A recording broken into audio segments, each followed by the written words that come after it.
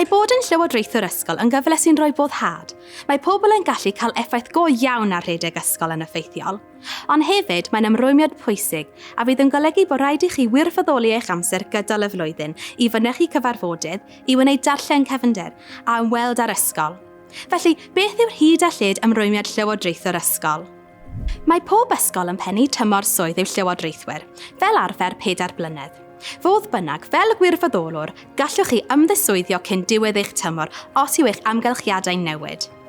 Mae'r ymrwymiad amser tua 10 i 15 awr y tymor fel arfer, ond bydd hyn yn amrywio yn dibynnu ar anghenion yr ysgol a'ch rôl benodol chi. Bydd hyn yn cynnwys mynychu cyfarfodydd. Rhaid i gyrff llywodraethu gwrdd o leiaf 2 gwaith y flwyddyn, unwaith y tymor fel arfer.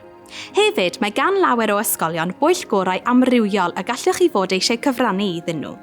Bydd y rhain yn cwrdd yn fwy aml ac yn ymdrin â themau penodol fel safonau cyllid, rheoli perfformiad y pennaeth, cydraddoldeb ac amrywiaeth, lles neu tyga.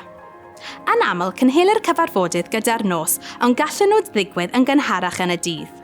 Gall Brifysgol Caerdydd gynnig amser rydd resymol i'ch helpu i fodloni eich ymrwymiadau fel llywodraethwr ysgol. Nodir hyn yn y polisi cydbwysydd bywyd a gwaith. Yn ogystal â chyfarfodydd, bydd hyfforddiant gorfodol wedi ei ddarparu gan yr awdurdod lleol hefyd. Rhaid cwblhau hyn yn rhan o'r rôl.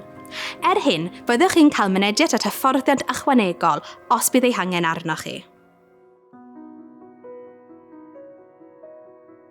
Mae ymrwymiadau fel llywodraethwr yn dibynnu ar dy roliau ar y pwyllgorau ar y bwrdd llywodraethwr. Yn fuan ar ôl dechrau ar y bwrdd, mae patrymau gwaith yn dod yn cylchol. Felly, pob mis neu pob wythnos, allet ti rhoi yr ymrwymiad yn y calendar, a felly mae'n just dod rhan o dy gwaith wythnosol. Mae wedi bod yn eitha hyblyg i fod yn onest. Mae disgwyl i fi fynychu cyfarfodydd, ond mae rheini fel arfer yn digwydd gyda'r nos, felly dyn nhw ddim yn cael effaith ar y gwaith o ddydd i ddydd. Mae disgwyl i fi fynd weithiau i mewn i gyfrannu at weithgareddau falle yn yr ysgol. Dwi'n rhan o'r siarter iaith, felly dwi'n mewn i ddysgu gwersi neu weithio gyda'r plant, ond mae yna hyblygrwydd yn fan hyn, ac mae'r gwaith dwi'n ei wneud fel rhiant llywodraethwr yn bwydo nôl i'r hyn dwi'n ei wneud yn y Brifysgol, felly mae'r hyblygrwydd yn beth da. Bydd y lefel eich ymrwymiad yn dibynnu'n wirioneddol ar bob ysgol unigol ar ôl.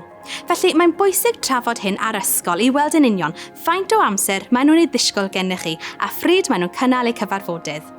Yn y fideo nesaf, byddwn ni'n esbonio rhagor am beth sy'n gwneud llywodraethwr ysgol da, a'r ynweddau, y nodweddion, y sgiliau a profiadau sydd fwyaf dymunol yn y rôl.